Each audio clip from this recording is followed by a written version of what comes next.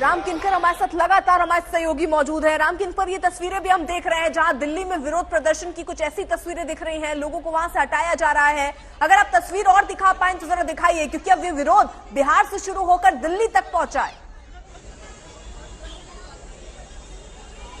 बिल्कुल तीसरे दिन और ये दिल्ली की सीमा में दाखिल हो चुका है। फिलहाल इस वक्त आईटीओ का गेट नंबर 5 का जो मेट्रो स्टेशन है वहां से कोई अंदर दाखिल नहीं हो सकता। अंदर दिल्ली पुलिस के जवान और दूसरे लोग हैं और फिलहाल ये एंट्री बंद कर दी गई है सुरक्षा के कारणों की वजह से। और यही वो जगह है जहां पर सुबह 10 बजे के करीब सैकड़ों की संख्या में प्रोटेस्टर्स इकट्ठा हुए और अग्निपथ के खिलाफ उन्होंने नारेबाजी शुरू की। हाथों में प्लेकार्ड लेकर वो जैसे ही यहाँ पर पहुंचे, पुलिसकर्मी पहले से ही मौजूद थे, उन्होंने प्लेकार्ड्स को हाथों में लिया और उसके बाद से उन्हें एक बस में भरकर जो है दूर कहीं ले गए और डिटेन कर लिया। आप देख सकते हैं कि जो पुलिसकर्मी अभी मौके पर मौजूद हैं, दरअसल ये प्रदर्शनकारी अलग अलग टुकड़ियों में आते हैं, अलग अलग टुकड़ी में आकर ये प्रदर्शन करते हैं। जैसे ही पुलिस का एक ग्रुप उन्हें डिटेन कर लेता है, अचानक से दूसरी टुकड़ी आ जाती है और उसके बाद से वह प्रदर्शन शुरू कर देते हैं। ऐसे में पुलिस भी अलग अलग तरीके से काम कर रही है। यहाँ पर देखिए कि टो अवे की स्थिति भी बनाई गई है कि अगर यहाँ पर किसी गाड़ी की वजह से ट्रैफिक को दिक्कत होती है तो उसे टो अवे भी किया जाए। और साथ ही साथ जो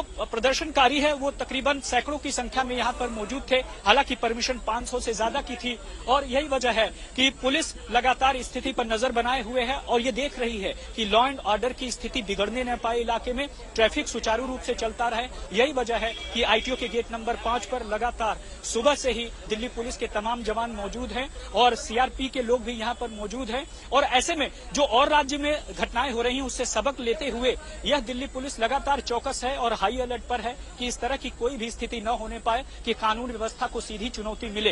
हालांकि उन्होंने प्रदर्शन किया और जैसे ही वो प्रदर्शन के लिए खड़े ही हुए थे कि अचानक से पुलिस की जवान पहुंचे हैं और उन्होंने उन्हें अपने डिटेन कर लिया और बसों में भरकर दूर कहीं पर ले गए। और अब देखिए पुलिस की स्थिति यहीं पर लगातार बनी रहेगी। और अभी तक की जो स्थिति ये है कि संयुक्त रोजगार आंदोलन समिति के बैनर तले ये हुआ था और साथ ही साथ यहाँ पर जो आप देख सकते हैं कि जो सीआरपी की टुकड़ी भी वो पूरी तरह से यहाँ पर तैनात है और इन्हीं टुकड़ियों की मदद से ही जो है प्रोटेस्टर्स को फिलहाल यहाँ पर से हटाया गया है। और पूरी तैयारी के साथ है दिल्ली पुलिस। सबसे बड़ा चैलेंज यही है कि जो और राज्यों में हो रहा है उस तरह की स्थिति दिल्ली में न होने पाए और यही वजह है कि जो सुरक्षा है वो चाक चौबंद और चौकस है। और साथ ही साथ चूंकि जुमे की नमाज भी है लिहाजा एक्स्ट्रा एहतियात बरता जा रहा है इस पूरे घटनाक्रम के लिए।